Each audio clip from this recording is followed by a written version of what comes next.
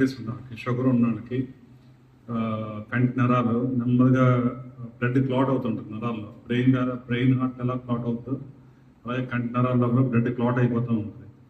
So మనకి కనిపిస్తుంది అనుకుంటాం, అంతా బాగుంది అనుకుంటాం, కానీ లోపల డ్యామేజ్ జరుగుతూ ఉంటుంది. అందుకని అందరూ కూడా అంత బాగా కనిపిస్తున్నా సరే రొటీన్ చెకప్ చేయించుకుంటూ ఉండాలి. Thank you.